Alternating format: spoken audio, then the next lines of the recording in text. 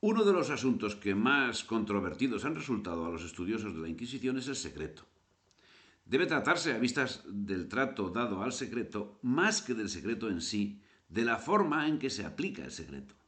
Así, uno de los mayores enemigos de la Inquisición, la masonería, es un especialista en el uso del secreto.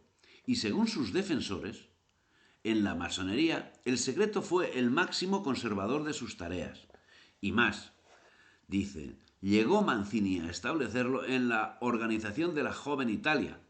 El artículo es breve pero elocuente y dice, los que no obedecieren las órdenes de la sociedad secreta o revelaren sus misterios, morirán irremisiblemente apuñalados. Eso dice. Estas instrucciones son masónicas, no inquisitoriales. El secreto en la Inquisición tiene otro entorno. Era aplicado por el Santo Oficio porque los inquisidores deben comprobar que las confesiones del reo coinciden con las deposiciones presentadas contra él, y esta operación solo es posible si el acusado desconoce el contenido de las imputaciones, lo que tiene lugar en los supuestos de autodelación espontánea sin indicios e inexistente esta en las audiencias que se tienen con el reo antes de la publicación de testigos o la identidad de quienes las han formulado. Y de ahí también que la misericordia de los inquisidores a la hora de acordar las penas dependiese en muchas ocasiones del momento procesal en el que el reo confesaba sus pecados, siendo menor, cuanto más avanzado se encontrase el procedimiento. Y en la medida que el pecado prevalece sobre el delito, el Santo Oficio no dudó en sacrificar la seguridad jurídica del acusado en aras de la eficacia que el secreto les proporcionaba para escudriñar la conciencia del reo. Esta afirmación viene a corroborar lo que venimos manifestando a lo largo del presente trabajo. El fin de la Inquisición era salvar almas, era conseguir la confesión y el arrepentimiento sincero de los reos, era imponer penitencias de carácter espiritual. El espíritu de los tiempos hizo el resto, siendo que el resto no es deleznable, como la historia negra y la ilustración se empeñan en afirmar de forma gratuita. El secreto era llevado a todos los capítulos de las causas. Al denunciado no se le informaba quiénes eran los denunciantes. A los testigos no se les indicaba quién era el acusado, ni los denunciantes, ni otros testigos. Y los funcionarios que instruían la causa no daban señal alguna del asunto que podía tratarse, iniciando en cada caso un documento en blanco, impidiendo que los implicados tuviesen ningún tipo de contacto. Evidentemente, esta forma de actuar parece encaminarse a la estricta búsqueda de la verdad. No se perseguía el castigo del reo. Por ello se mantenía en secreto su identidad ante los testigos, que debían denunciar no sabían qué ni de quién, y que acababan haciéndolo cuando el reo era culpable de aquello por lo que se le había detenido. Cuando menos un método llamativo. No obstante, los inicios del tribunal no fueron estos. Cuando el Santo Tribunal comenzó sus averiguaciones, lo hizo según los trámites ordinarios. Pronto se convenció que por este camino, lejos de llegar al término propuesto, acumularía más desgracias sobre la nación entera. ¿Qué sucedía, pues? Que ninguno o muy pocos se atrevían a delatar ni a declarar algún judaizante por medio de sus parientes. El secreto en los procesos inquisitoriales procede de los inicios de esta institución en el Languedoc. En el año 1254, la carta apostólica Cum Negotium de Inocencio IV ordena preservar la identidad de los acusadores y testigos que intervengan en las causas de herejía sin que por ello decaiga la validez de sus deposiciones. Posteriormente, el 28 de julio de 1262, Urbano IV, en virtud de bula dirigida a los inquisidores de Aragón, matiza la anterior al señalar que excepcionalmente se podrá mantener en secreto el nombre de las personas examinadas de considerar que corren peligro, si es conocido. En principio, la doctrina admitió que los tribunales podían ocultar la identidad de estos cuando razonablemente cupiera esperar en ellos alguna resistencia a declarar contra personas poderosas, por temor a su venganza o cuando hubiera riesgo de sobornos. Finalmente, se tomó como norma y la Inquisición española heredó el método sin mayor discusión.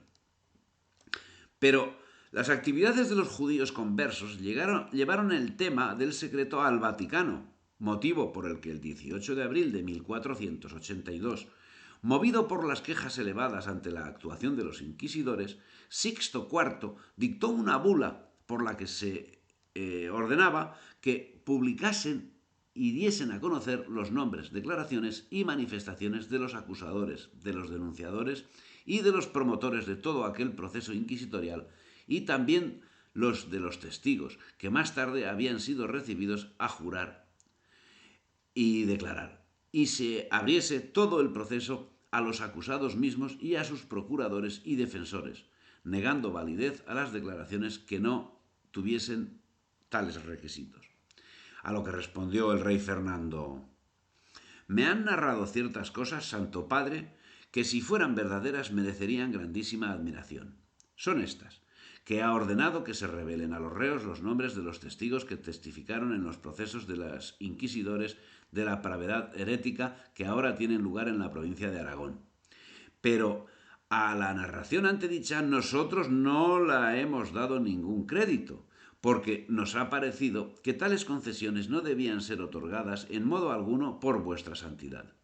Y si acaso esas concesiones hubieran sido ya otorgadas, por las astutas e inoportunas persuasiones de dichos conversos, no pienso admitirlas nunca».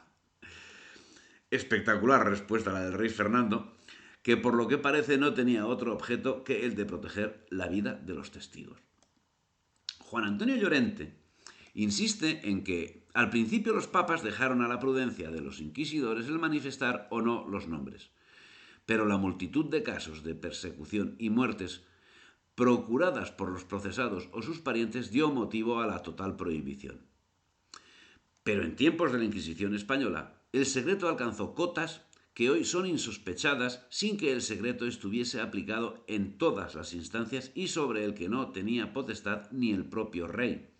Así, cuando Felipe II se interesó por la suerte de cierto cirujano encarcelado, el inquisidor general Quiroga dejó de responder a 2 peticiones suyas, arguyendo a la tercera que no le podía decir ni siquiera si el cirujano estaba o no recluido. Y el mismo rey, que se vio obligado a utilizar a la Inquisición para perseguir a un primer ministro traidor, Antonio Pérez, no pudo conseguir que la Inquisición rompiese el secreto. Y es que el secreto era la salvaguarda del buen nombre del encausado si llegaba a resultar absuelto. Tengamos en cuenta que las instrucciones al respecto eran muy severas. Así, la instrucción de 27 de octubre de 1488 señalaba que las escrituras y papeles de inquisición estén donde los inquisidores residen y se custodien en arca, cuya llave tenga el notario del tribunal, bajo privación de oficio. Estas escrituras y papeles de que se trata en el artículo eran los procesos. Y es que, en definitiva, todo proceso inquisitorial no era sino una confesión o intento de obtener la confesión de los pecadores, y con ella su arrepentimiento, y la violación del secreto de confesión está castigada con la excomunión. Y la Inquisición defendía el secreto, dado que en los negocios de fe y en los demás que pertenecen al santo oficio de la Inquisición, uno de los medios más importantes para conseguir los altos fines de tan sagrado instituto, mantener su autoridad y el respeto y buena opinión de sus ministros sin que se hagan odiosos. Por otra parte, quizá nada haya contribuido de un modo más decisivo a alimentar la leyenda negra que la existencia de un secreto inquisitorial que impide conocer fehacientemente la naturaleza real de los procedimientos judiciales del tribunal y de la suerte que corren los encausados por él. Pinta Llorente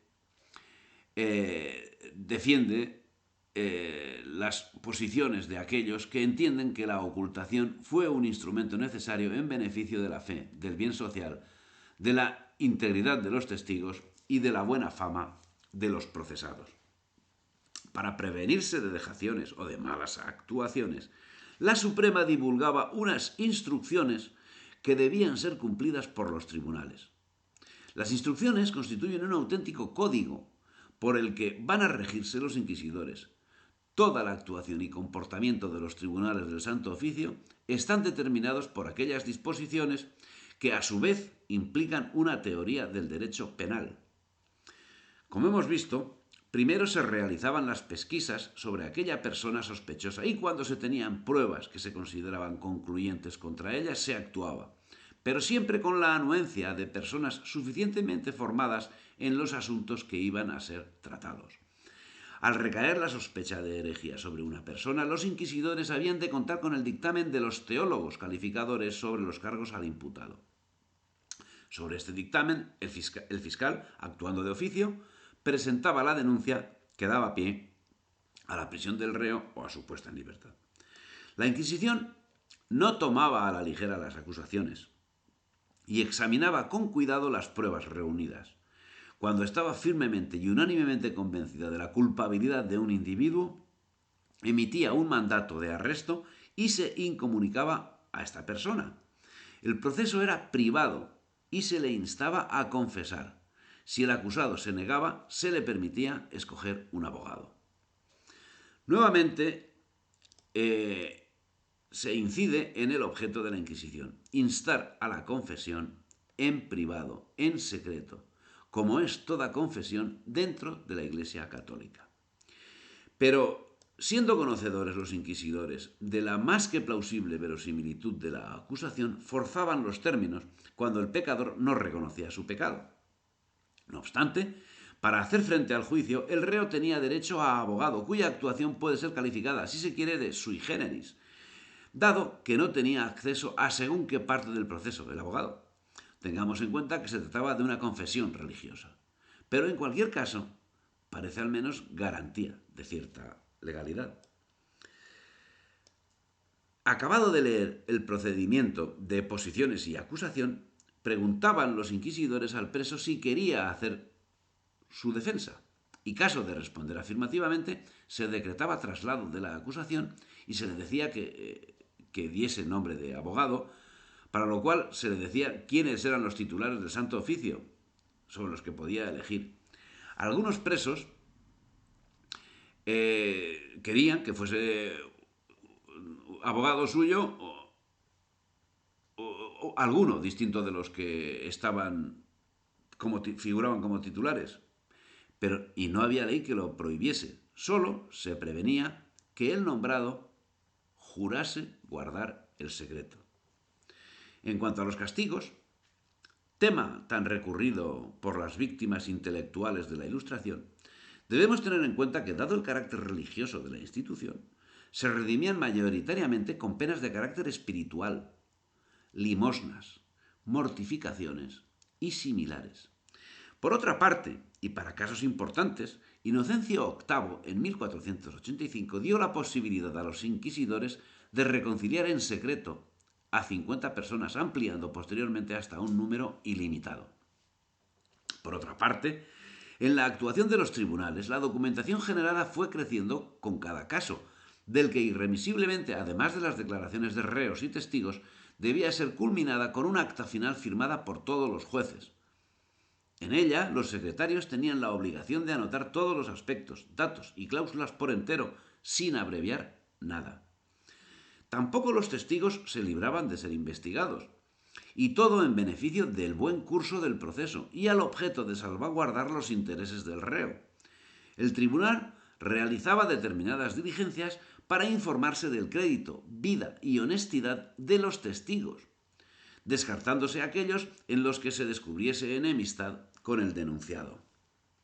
Curiosamente, en las investigaciones sobre limpieza de sangre, una de las preguntas que debían responder los informantes versaba sobre si conocían que sus padres, abuelos y demás ascendientes por línea materna habían sido cristianos viejos, limpios, de limpia sangre, sin raza ni mácula alguna, y que ninguno de ellos había sido preso ni castigado por el Santo Oficio. La curiosidad radica en que la respuesta acerca de la prisión en las cárceles del tribunal supone que el mismo órgano pudiera desconocer las actuaciones llevadas en tribunal distinto al que instruyese el estatuto en cuestión. En fin, el motivo del secreto en la Inquisición lo señala el ministro Macanaz, que fue procesado por la misma, y dice, aunque la Inquisición observa todo tanto secreto, motivada de la caridad cristiana, da forma para que el acusado pueda llegar a entender que se procede contra él, lo que hace por ver si, movido de su propia conciencia, va él a acusarse, pues siendo la Inquisición parte del Tribunal de la Penitencia, observa la práctica de un diestro y experimentado confesor que sabe que el penitente ha cometido un grave delito y no se acusa de él, y porque pudiendo provenir de ignorancia, no es justo dejarle en su mal estado. Procura, por rodeos, irle poniendo en el camino para que conozca su falta.